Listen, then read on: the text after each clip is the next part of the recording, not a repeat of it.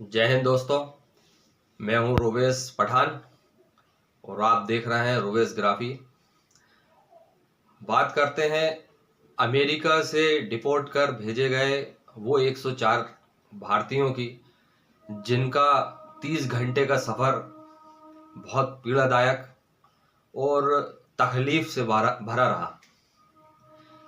America ने अपने air force के विमान से उन्हें इंडिया पहुंचाया। उनकी हाथों में हथकड़ियाँ, पैरों में बेड़ियाँ डाली गईं और 30 घंटे तक वो इसी तरीके से बैठे रहे। सिर्फ वॉशरूम जाना रहता था तब उनको उनकी बेड़ियाँ खोली जाती थीं, उनकी हाथ की हथकड़ियाँ खोली जाती थीं। इसमें सिर्फ बच्चों और महिलाओं को इससे दूर रखा गया था। बाकी जितने जेंट्स थे उन सब के हाथों में हथकड़ियाँ और पैरों में बेड़ियाँ बांधकर उन्हें इंडिया भेजा गया। ये कहानी आज से शुरू नहीं होती है। ये आखिर ऐसा हुआ क्यों और इसके पीछे का कारण क्या है? ऐसा तो है नहीं कि डोनाल्ड ट्रंप आए और आते ही उन्होंने हंगामा मचा दिया और साइन करे और दुनिया के मुख्तलिफ देशों में वहाँ अमेरिका में रह रहे अप्रवासी लोगों को भेजने की प्रक्रिया शुरू हो गई। जी नहीं, इसके पीछे का जो कारण है मैं आपको वहाँ लेकर चलता हूँ। आपको याद होगा 22 फरवरी 2024, यदि आप इंटरनेशनल न्यूज़ वगैरह देखते हैं तो आपको ये तारीख याद होगी। 2024 22 फरवरी को जॉर्जिया में एक स्टूडेंट है लेकिन रेले। जी, लेकिन रेले वो जो है अपने कॉलेज में जॉगिंग कर रही थी। इस दौरान वहां पर वेनेजुएला का एक सिटीजन पहुंचता है और उसकी निर्मम हत्या कर देता है। आप सोच रहे होंगे कि ये कहानी मैं क्यों बता रहा हूं, तो आप आगे समझ जाएंगे कि डोनाल्ड ट्रंप के फैसले में लेकिन रेले नाम की जो स्टूडेंट थी वो कैसे शामिल है और मैं आपको ये क्यों बता रहा हूँ। हुआ यूं कि वो जॉगिंग कर रही थी 22 फरवरी 2024 को। वेनेजुएला का एक सिटीजन था, वो वहां पहुंचता है और उसकी निर्मम हत्या कर देता है। ये मामला अमेरिका के अंदर बहुत उठता है। अमेरिकन मीडिया के अंदर इस मामले में बहुत ज़्यादा डिबेट्स होती हैं, बहुत ज़्यादा बातें होती हैं। राजनीतिक तौर पर भी इसका बहुत प्रभाव पड़ता है। इस पूरे घटनाक्रम का उस आरोपी को पकड़ा जाता है।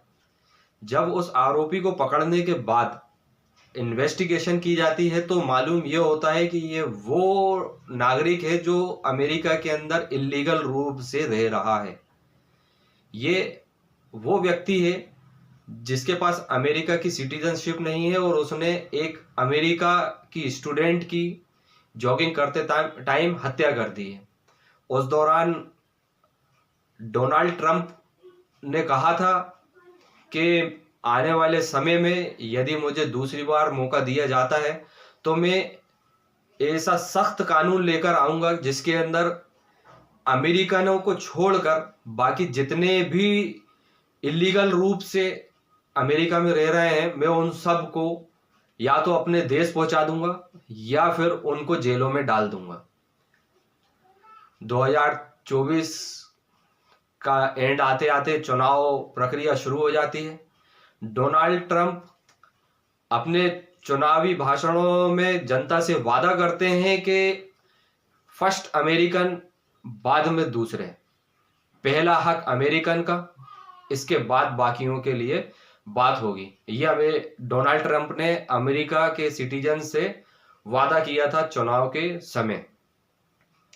चुनाव आगे बढ़ता है। 20 जनवरी को डोनाल्ड ट्रंप राष्ट्रपति पद की शपथ लेते हैं और सबसे पहला वो जो साइन करते हैं वो इसी बिल पे करते हैं, इसी आदेश पे करते हैं कि अब अमेरिका में रह रहे तमाम इलीगल लोगों को इस देश से जाना होगा। जैसे ही ये ऐलान होता है, दुनिया भर में हड़कंप मच जाता है। सभी देशों को, जिन जिन देशों के लोग वहां पर इलीगल रूप से रह रहे थे, उन सबको सूची दी जाती है। उनसे बात की जाती है कि आपके देश के लोग हमारे देश में इलीगल रूप से रह रहे हैं, आपका इस विषय में क्या कहना है, क्या आप उन्हें वापस लेंगे या फिर हम कोई प्रक्रिया करें। तो उस शपथ ग्रहण समारोह में हमारे विदेश मंत्री भी वहां मौजूद थे। उन्होंने उस लिस्ट को देखा और एक्सेप्ट किया कि हाँ, ये हमारे देश के भारतीय नागरिक हैं और आप इन्हें हमारे देश को वापस कर दें। ये पूरी कहानी है इस पूरे मामले की। और जब जिस एक्ट के ऊपर डोनाल्ड ट्रंप ने साइन किए हैं, उस एक्ट का नाम उसी स्टूडेंट के नाम से रखा गया है, लेकिन रिले के नाम से। लेकिन रिले एक्ट इसका नाम है। और जब डोनाल्ड ट्रंप इस एक्ट पर साइन कर रहे थे, तब लेकिन रिले का पूरा परिवार उनके साथ मौजूद था। ये तो हुई उस एक्ट को बनाने की बात। और एक्ट के बाद जो प्रतिक्रिया दी है डोनाल्ड ट्रंप ने, ये अब तक जो हुआ है वो अपने सामने है। अब आती है बात ये कि अमेरिका में कितने लोग जो है इलीगल रूप से रह रहे हैं। अपन टॉप 5 कंट्रीज की बात करते हैं। हम टॉप 5 कंट्रीज की बात करते हैं। इसके अंदर सबसे पहले नंबर पे आता है मैक्सिको। अमेरिका का पड़ोसी है। सबसे ज्यादा 41 लाख लोग जो हैं वो मैक्सिको के अमेरिका के अंदर इलीगल रूप से रह रहे हैं। दूसरे नंबर पे जो आता है एल सल्वाडोर। इसके लगभग 8 लाख लोग अमेरिका में इलीगल रूप से रह रहे हैं। अब बात आती है तीसरे की। अनफॉर्चुनेटली तीसरे नंबर पे भारत का नाम है, जिसमें 7.25 मतलब 7.25 लाख लोग अमेरिका के अंदर इलीगल रूप से रह रहे थे, जो लिस्ट जारी की है। इसके अलावा जो है ग्वाटेमाला जो है उसके 7 लाख लोग हैं। और 5वें नंबर पर है होंडुरास, जिसके 5.5 लाख लोग अमेरिका में इलीगल रूप से रह रहे हैं। ये टॉप 5 कंट्रीज के मैंने आपको नाम और तादाद बताई है कि कितने लोग किस देश के वहां पर इलीगल रूप से रह रहे हैं। बात इंडिया की करते हैं। पहली सूची जो है वो 18,000 लोगों की बनी है। 18,000 लोगों की सूची इंडियन गवर्नमेंट को दी गई है। इंडियन गवर्नमेंट ने हामी भरी है कि हाँ, ये हमारे लोग हैं, इनको आप हमें वापस कर सकते हैं। इसमें सबसे पहला जो खेप है वो 104 लोगों की थी, जिन्हें इंडिया पहुंचाया जा चुका है। अब आने वाले टाइम में और क्या होता है, कैसे अमेरिका लोगों को यहाँ पहुंचाता है, ये देखने वाली बात होगी। सबसे बड़ी तकलीफ दे और पीड़ादायक बात सिर्फ यही है कि हमारी अमेरिका ने अपनी प्रोसेस के हिसाब से भेजा, तो अमेरिका की निगाह में वो सब क्रिमिनल हैं। डोनाल्ड ट्रंप ने पहले ही कहा था कि मेरे देश में रहने वाले इलीगल लोग क्रिमिनल हैं, तो उन्हें क्रिमिनल के हिसाब से हाथों में हथकड़ी और पैरों में बेड़ियां बांधकर इंडिया भेजा गया। यदि इंडिया हामी नहीं भरता तो क्या होता, सोचा है आपने? यदि इंडिया हामी नहीं भरता तो अमेरिका क्या करता? अमेरिका जो है उन तमाम लोगों को जेल में पहुंचाने की तैयारी कर रहा है, जिन देशों के लोग एक्सेप्ट नहीं करेंगे कि ये लोग हमारे लोग हैं। मैं आपको बता दूं, अमेरिका का ग्वांतानो जेल जो है वो दुनिया का सबसे खतरनाक जेल माना जाता है, पूरी दुनिया का।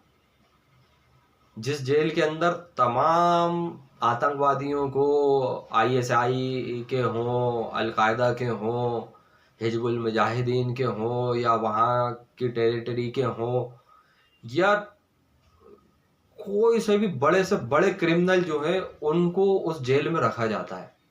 जी, अमेरिका गवर्नमेंट वहां पर 30 लाख बेड नए बनाने जा रही है। यह ट्रंप ने कहा है कि 30 लाख बेड हम उस जेल में और बना रहे हैं, इसके अलावा और भी जेल हैं जहां पर हम ऐसे लोगों को रखेंगे। आपने सोचा है कि जो हमारे देश के लोग वहां पर रह रहे थे, इलीगल तौर से ही रह रहे थे मगर थे तो हमारे, तो वो क्या जेल जाते हैं? तो इसलिए इंडियन गवर्नमेंट का ये फैसला काबिल तारीफ है कि उन्होंने एक्सेप्ट किया कि हाँ ये हमारे नागरिक हैं और इनको हम हमारे देश में वापस लेंगे। अब किस तरीके से वो लोग आएंगे ये इंडियन गवर्नमेंट और अमेरिका गवर्नमेंट मिलकर तय करेगी। कितने कितने लोग, जैसे अभी 104 लोगों को आए हैं, ऐसे ही 18,000 लोगों में बाकी के लोग कैसे कैसे आएंगे। और भी जो 7.5 लोगों का जो 7.5 लाख लोगों का जो आंकड़ा अमेरिका ने दिया है, वो इसको कैसे यूटिलाइज करेगा, कैसे बताएगा भारत के सामने।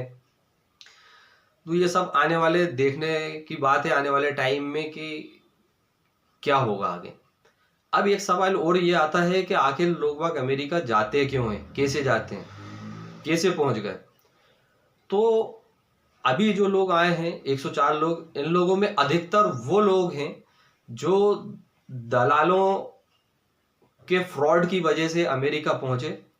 दलालों ने उन्हें कहा कि हम आपको अमेरिका में एंट्री करा देंगे, किसी से 10 लाख, किसी से 15, किसी से 20 लाख रुपए लिए, किसी को मैक्सिको के रास्ते, तो किसी को जंगल के रास्ते, किसी को समुद्री रास्ते, ऐसे डंकी प्लेसेस से अमेरिका में प्रवेश करा के छोड़ दिया। ऐसे अधिकतर लोग वही हैं जो दलालों के संपर्क में रहे और दलालों की ठगी का शिकार हुए। इसके अलावा स्टूडेंट्स हैं जो वहां पढ़ने गए थे, उनका वीजा खत्म हो गया, फिर भी वो वहीं रह रहे थे। इसके अलावा टूरिस्ट के तौर पर टूरिस्ट वीजा पे कुछ लोग गए थे, 6 महीने का टूरिस्ट वीजा होता है, लेकिन टूरिस्ट वीजा खत्म होने के बाद वो वहीं पर रहने लगे। ऐसे भी कुछ लोग हैं। अमेरिका में अधिकतर लोग सिर्फ पैसा कमाने जाते हैं, स्वाभाविक है। हमारे मुकाबले वहाँ पर फैसिलिटीज ज़्यादा हैं, हेल्थ हो, एजुकेशन हो, और भी कुछ जितने सेक्टर्स हैं वहाँ पर फैसिलिटीज ज़्यादा है। वहाँ जाता है आदमी तो उनने कि भाई ये सबसे अच्छी प्लेस है रहने के लिए, और वहीं का होने का प्रयास करता है, और अधिकतर लोग इसीलिए वहाँ पहुँचे भी हैं। अभी $1 की कीमत 85 रुपये से ऊपर चल रही है, 86-87 रुपये के लगभग।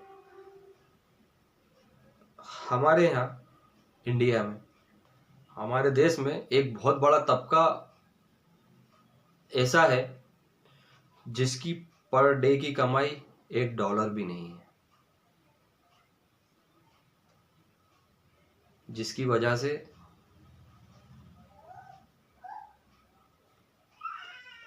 लोग अति गरीबी का जीवन जी रहे हैं। ज़्यादा पैसा कमाने के लिए दुनिया भर के लोग अमेरिका पहुंचते हैं और वहीं का होने का प्रयास करते हैं। हमारे देश में सीमा हैदर जैसे लोग आते हैं, मीडिया पे हू हल्ला मचता है और वो यहीं के हो के रह जाते हैं। ऐसे ही बांग्लादेशी घुसपैठियों का मामला भी सामने आता है, लेकिन लीगली तौर पे जो लोग रह रहे हैं वो ठीक है, लेकिन हमारे देश में इलीगल रूप से जो लोग भी रह रहे हैं उनके ऊपर क्या एक्शन लेती है गवर्नमेंट, या ये सिर्फ एक राजनीतिक ड्रामा बन के रह गया है कि जब भी चुनाव आएंगे हर पार्टी इसी विषय पर बात करेगी मगर करेगी कुछ नहीं। आज भारत के अंदर भारत के नागरिक जॉब्स के लिए परेशान हैं, उनके पास काम नहीं है, उनके पास धंधा नहीं है, उनके हिस्से का काम कोई और ले जा रहा है। ये कब तक चलेगा? कमेंट बॉक्स में बताइएगा ज़रूर कि इस पूरे विषय पर आपकी राय क्या है।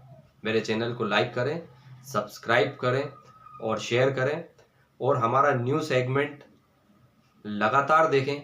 हम पर डे एक ऐसा वीडियो ज़रूर जारी कर रहे हैं, जिसके अंदर आपको जानकारी देते हैं कि देश भर में कहाँ पर वैकेंसी है और आपको किस तरीके से फॉर्म भरना है, कितने पद हैं और किस संस्थान ने ये वैकेंसीज रिक्वायर्ड की हैं।